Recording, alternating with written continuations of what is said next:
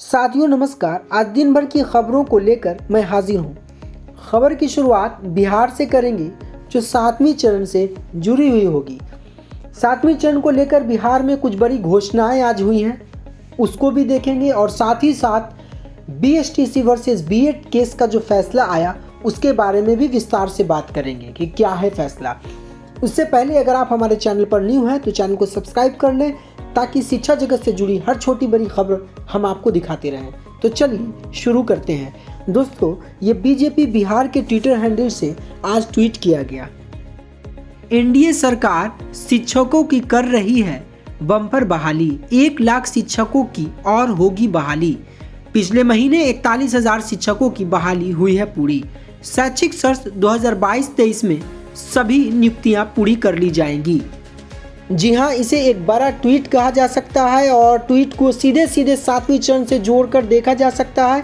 और ट्वीट सरकार के ट्विटर हैंडल से आ रहा है तो वाकई ट्वीट में कुछ बात होगी और इससे पता चलता है कि सरकार शिक्षकों की बहाली को लेकर कितनी गंभीर है।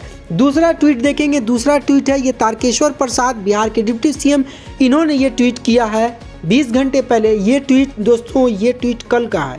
इसमें इन्होंने लिखा है 6,298 उत्क्रमिक एवं नव स्थापित उच्च माध्यमिक विद्यालयों के भवन निर्माण हेतु 7,530 करोड़ 42 लाख रुपए की स्वीकृति दी गई है। शिक्षा के क्षेत्र में होंगे नवाचारी सुधार, तभी तो आत्मनिर्भर बनेगा बिहार। बिहार सरकार शिक्षकों की बहाली को लेकर गंभीरता दिखा रही है। ये बहुत ही अच्छी बात है, बहुत ही अच्छी बात है। बिहार सरकार शिक्षकों की बहाली को लेकर गंभीर है, गंभीरता और शिक्षा पर खर्च कर रही है। तो आपको बैठना नहीं है, लगे रहना है, शिक्षा विभाग के दरवाजे को खटखटाते रहना है ताकि शिक्षा विभाग को आवाज़ मिलती रहे कि छात्र भी शिक्षक बहाली को लेकर जागृत हैं। दोस्तों, अगली खबर बीएसटीसी वर्सेस बीएड केस से है। बीएसटीसी वर्सेस बीएड केस या राजस्थान से जुड़ा है। बीएसटीसी राजस्थान में वैसे ही प्रचलित है जैसे बिहार में DElEd. BSTC means basic school teaching certificate. यह कोर्स लेवल 1 के लिए होता है जिसमें क्लास 1 से 5 तक के लिए आप टीचर बनने के योग्य हो जाते हैं। तो यह केस जुड़ा है राजस्थान से। पिछले 2 सालों से यह केस राजस्थान हाई कोर्ट में अटका पड़ा था। मामला था 15,500 शिक्षकों की बहाली का। पूरी खबर विस्तार से आगे देखिए। राजस्थान में आपका स्वागत है। इस वक्त आपके साथ मैं हूं अभिनव। अभी बुलेटिन की शुरुआत बड़ी खबर के साथ करेंगे। दरअसल बड़ी खबर यह है कि बीएसटीसी बीएड विवाद से जुड़ी राहत की खबर सामने आई है। सुप्रीम कोर्ट ने लेकिन उससे पहले अगर आप यह सोचते हैं कि इस केस का प्रभाव बिहार में 7वें चरण पर भी पड़ने वाला है तो ऐसा बिल्कुल भी नहीं है। ऐसा सोचना बेकार है और बेकार की बातों को ना सोचें। 7वें चरण को लेकर मांग जारी रखें। आगे पूरी खबर। सिंघवी ने ये पक्ष रखा। राजस्थान हाईकोर्ट के आदेश को सुप्रीम कोर्ट ने बहाल किया है। ज्यादा जानकारी के साथ निजाम कंटालिया इस वक्त हमारे संवाददाता जुड़ रहे हैं। निजाम, कितनी बड़ी राहत और क्या कुछ पक्ष रखा गया था सरकार की तरफ से, क्या कुछ तर्क दिया गया? रीट का लेवल 1 है उसमें लगा मामला उठता रहा है कि दोनों ही अपनी दावा करते हैं कि वो इसके हकदार है। लेकिन महत्वपूर्ण बात यह है कि बीएसटीसी की जो तारीख है, जो ये तारीख है, वो कहते हैं कि हमारे पास केवल इस हमारे पास ऑप्शन नहीं रहता और अगर इसमें भी बीएड दारियों को शामिल जो चांसेज हैं नियुक्ति के वो कम हो जाते हैं। बहरहाल सुप्रीम कोर्ट ने इस मामले में राज्य सरकार की जो तर्क थे सभी तर्कों से सहमत हुआ और जो राजस्थान हाईकोर्ट ने फैसला दिया था कि जो नियुक्ति में बीएडधारी हैं उनको शामिल नहीं किया जाएगा, उस फैसले को फिलहाल बरकरार रखा है और साफ तौर से इस वक्त तक बीएड तो इसमें कोई राहत नहीं दी और यही कहा है कि बीएसटीसी जो दारी हैं अभ्यर्थी उन्हीं को जो है इस नियुक्ति में जगह मिलेगी और इसके साथ ही जो 15,500 से ज्यादा जो पद हैं उन पदों पे जो नियुक्ति लेकर ऊहापोह की स्थिति थी, जो रोक थी, वो अब एक तरह से साफ हो गई है कि इसमें अब बीएसटीसी दारी ही जो है उनको ही नियुक्ति मिलेगी इस मामले में। तो बिल्कुल निजाम, कहीं ना कहीं इस फैसले का इंतजार भी लगातार किया जा रहा था। अब ये सब कुछ साफ हो गया। ललित भी हमारे साथ, हमारे सहयोगी लाइव जुड़ रहे हैं, उनका रुख करेंगे। ललित, कितनी बड़ी राहत छात्रों के लिहाज से, क्योंकि इंतजार लगातार कर रहे थे कि क्या कुछ फैसला जो है यहाँ पर सुनाया जाता है सुप्रीम कोर्ट की तरफ से।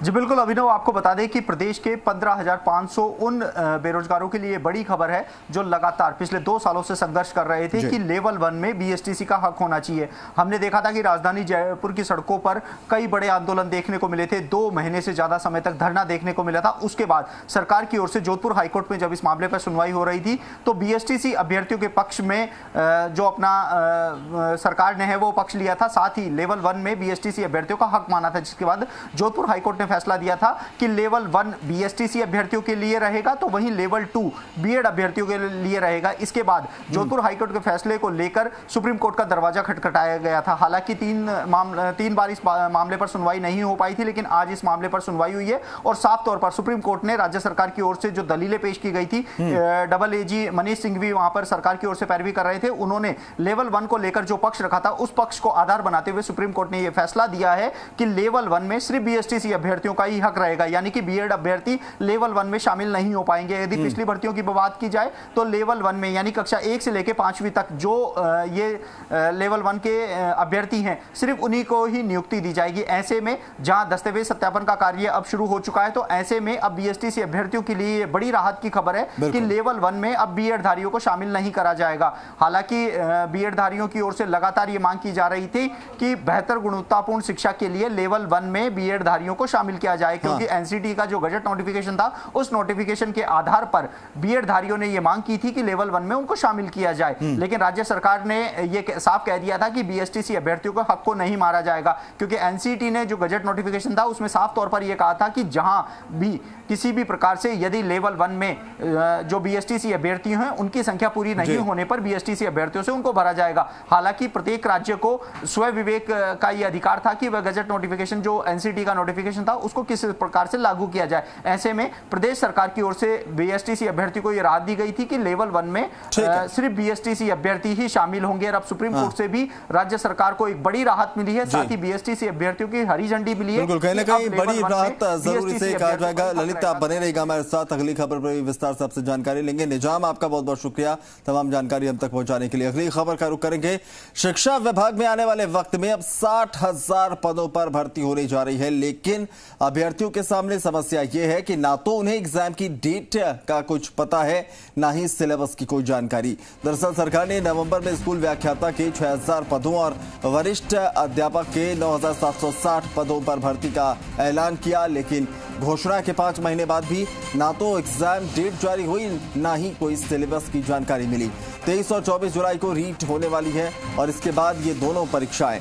अभ्यर्थियों का संकट ये है कि अगर तीनों का सिलेबस अलग अलग होता है और तारीख आसपास होती है तो वो कौन सी परीक्षा की तैयारी करेंगे और सेंटर दूर आने पर परीक्षा देने में समस्या होगी, वो अलग बात। इसलिए अभ्यर्थी जल्द से जल्द सिलेबस और एग्जाम डेट जारी करने की अब मांग कर रहे हैं।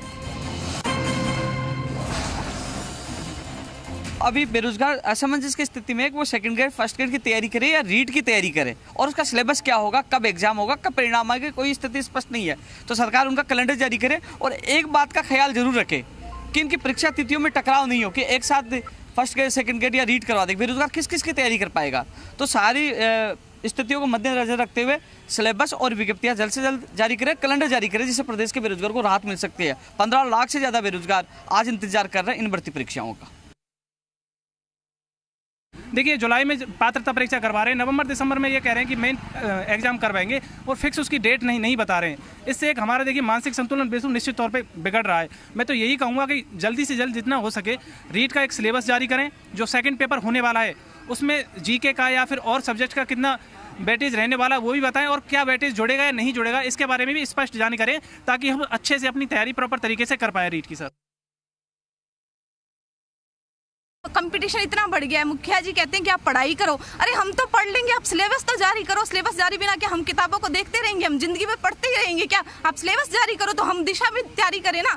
कर्म विहीन अगर आप कोई भी नीति डिसाइड करते हैं, कोई भी स्ट्रेटेजी करते हैं, वो कर्म विहीन नहीं होनी चाहिए, वो एक दिशा में होनी चाहिए। तो मुख्यमंत्री जी आप सिलेबस जारी करो तो हम उस दिशा में जाएं।